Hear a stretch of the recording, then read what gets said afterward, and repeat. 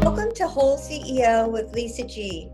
I'm the best-selling author of The Boss Weight Loss. I'm bringing you the top tips to be unstoppable. This is a once-in-a-lifetime opportunity to actually pull up a chair with today's top experts in weight loss, mindset, and business. Learn our top tips to set you up for success so that you can have more energy, be fit and resilient, and feel unstoppable. She's worked as marketing director for Handel Group since 2017, leading the team to implement marketing initiatives. She became certified in the Handel Method, and as a hard-working full-time perfectionist, her biggest aha in coaching came with the realization that only by telling the truth and opening up about her own shortcomings and mistakes could she find lasting, meaningful freedom and self-confidence. Jill Alban, welcome. Lisa, thank you for having me. It's awesome to be here. I really appreciate gosh. you and everything you're up to. I really am so grateful in all of the insanity that has turned out to be going on lately. I'm just grateful for your insights and feedback. And let's just start with the beginning. What was the biggest professional lesson that you felt contributed to you being unstoppable? Oh, yeah. So in the bio, you mentioned the perfectionist trait. That was one that I really had to take down in order to become unstoppable. Me too. For years, right? Like I suffered in quotes, right? From this belief that I had to appear a certain way, be a certain way, put off a certain persona in order to be accepted, in order to succeed. And it wasn't until I really dove into the dark side of that trait, which I came to realize was much more of a manipulation, right? Of manipulating information, smoke and mirrors, right? In order to appear the way that I thought I should be appearing, which is put together, polished, never did anything too shameful or awkward or weird, right? Or if I did make a mistake, instead of owning up to it, like, let's just hide it and kind of shuffle pieces around and see what I can get away with, right? I love it. When I made it a point through my Handel Group coaching to take that trait down, that's when I really started to see a major shift of the power of owning a mistake, especially as a leader, right? Because as we move up in organizations, I've been directing small teams for some time now, there's a real default setting before we go into that self-examination. There's that real default setting of like, gotta look good, gotta appear a certain way. And I think for me, in my leadership development, when I could own my own piece in a problem and own everyone's successes and failures on my team as my own successes and failures, and really take that on and take ownership and take accountability, that's when I had a real shift, right? I love, yeah. And now I'm unstoppable, right? I still trip and fall for sure, but now I talk about the trip instead of trying to hide the fact that I had the trip. You know what I mean? I love it. Well, since perfection doesn't exist, and I'm a recovering everyday kind of perfectionist too. Yeah. Do you have any advice for our audience on how to overcome perfectionism so that you're more vulnerable, more relatable, and a better leader, more authentic? Yeah.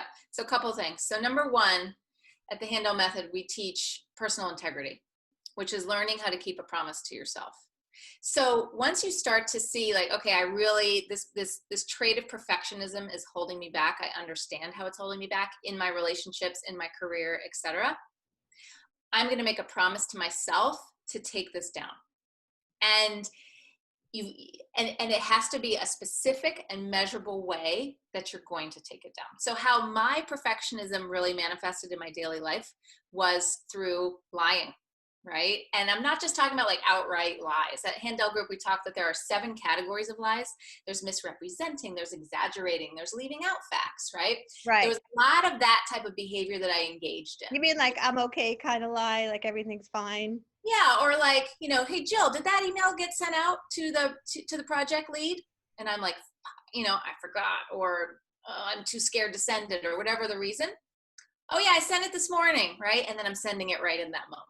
Right, right. So it's that type of slippery behavior that I decided I wanted to take down, right? And really hold myself to just a new standard. If I was saying that I wanted to become a coach, if I wanted to lead and impact change in the world, I had Yeah. to start with myself. It starts from within. I Yeah. love that advice. So Yeah. the advice out there, you guys, is perfection doesn't exist. And I want to know, to inspire audience about being unstoppable, what daily action steps would you actually recommend? Yeah. So I talked about the promise and consequence, right? So get yourself in a specific and measurable consequence. So for me, and this one's going to seem like a kind of a big one, right? But I started with no more lies, no more omitting, no more misrepresenting. If I catch myself doing that with another human, I have to tell them that I did it within 24 hours. So I use a Oh, consequence, right? And this is a big one. This is a big, obviously a big promise to implement for someone just starting out or just listening to this. But just think about what behavior you want to take down in service of the change maker you want to be and the person that you want to become, and consider a stretch but a very specific promise. And I say, like, having that consequence in place really did start to nip that in the bud, right? I would catch myself wanting to do that slippery behavior, and then it's like, oh wait, I don't want to have to go back and tell Lisa that I didn't quite tell her the truth, right? Like, so I'm just going to tell the truth. And so you're starting to build that muscle. So that's another piece in terms of taking down your perfectionism, is you can also just start with a promise of, like, I'm going to test myself by sharing things that are, it may be embarrassing or maybe feel kind of weird or complicated, or I don't think someone's going to understand, right? Or I'm scared to share my opinion. Make a list of things you're not saying or things you're hiding, and get yourself in a challenge to, okay, how am I going to say my unsaids? Where do I need to start? And kind of, and begin to build that muscle for yourself.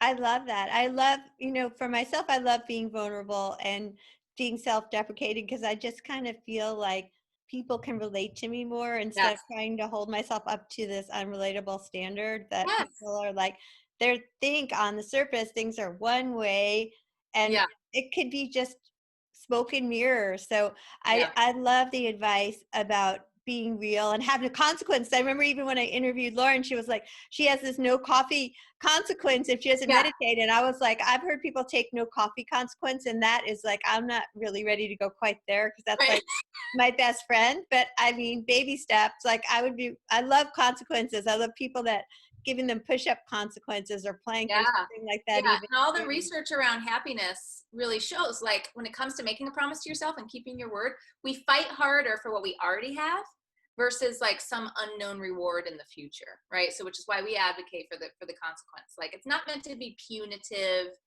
but just a ding, something annoying, taking away the coffee, taking away the wine, Oh my gosh. Yeah. forcing embarrassing share on I Facebook, love or that. right? On in That, Facebook, yeah, I love that. That was the consequence that I chose in an accountability group that I'm in, of nice. being more vulnerable in my accountability in Facebook, and Nice. and doing it more often. Yeah. But I'm not ready for the coffee yet. But do you have any other tips, like one or two tips for somebody perhaps just starting out, on how they can be unstoppable? Yeah. Yeah. Great. So really start with your dream. So what do you want to design? So we're talking a lot about career today. So it could be career, it could be in your community, right? There's so much going on in the world right now. Many of us are in this position of, okay, I want to act, right? I want to do something to help the world right now. What is that for you? What is your dream? What kind of community involvement are you looking for? What type of job are you looking to create for yourself? Sit down and write your dream. This is a great tip, a very first step. Get Step your North one, Star. Step one, write down what you want. Write down what you what want you to want. create. Yeah. Make it 6 months from now or a year from now. Put the stake in the sand of what I want to create. And then it's the promises and consequences. It's the basic integrity. You've got to start to learn the muscle. Okay, what 3 actions do I need to take this week, this month, this year in order to reach my dream? Right? When are my buy wins? And finally, step 3, find an accountability buddy. Lisa, you talked about your accountability group. Like, have someone hold you to account. Like, read your dream to them. This is what I want to create for myself. I want to get fit. I want to improve, to move up in my career. I want to make a difference in my community, right? Instead of wallowing in uncertainty or unknown, right? Get those promises and consequences, and then find someone who's going to help hold you to account. A sibling can work. If you're a parent, a kid can work, like your own child, right? Hold your feet to the fire. I love it. Someone to hold your feet to the fire. What is a buy-win? A buy-win could be an example of a promise of, I am going to do X by Oh, June by 3rd. when? I'm sorry, I didn't understand. So what and by when and why does it matter? That kind of stuff. And who's going to make sure that you do the things that you said you were going to do to accomplish what you said your dream was? Yes, exactly. And then if you're willing, so those are 3 steps to get started. And if you're willing to peel back the onion layer, right? We talked a lot about perfectionism and my biggest aha, and really take a look at your inner dialogue and your traits and how you might be holding yourself back. Is it a fear of wanting to look good? Is it a fear of saying or doing the wrong thing? Is it a fear of I'll never get there? Whatever, like what's your particular brand of negative inner dialogue? Yeah. And how are you going to take that down, right? How are you going to shift how you talk to yourself in order to take out the chicken or take out the voice of entitlement, which we call the brat voice, right? So that would be it all starts with from within, like just delving inside and finding out, I know I hold myself back. So this is like great. This is like super truth bombs here. I love this, Jill. Anything else you want to leave our audience with? Just, thanks for tuning into this type of content, right? That shows that you're already of that mindset of like, again, I want to make a difference. And I can't underscore enough. Like if you want to be a change maker, make a difference in your personal life, in your communities, in the world, like really doing that inner work is paramount. So I appreciate you, Lisa, bringing all this content together. And if you want to learn more about Handel Group, you can go to our website. And I know Lisa has some links and all sorts of good stuff. So Handel Group, and where are other places people can find you on, like social media, whatever? Yep. So our social media is at Handel Group. My handle is at Jill Alban. So it's just my name spelled out.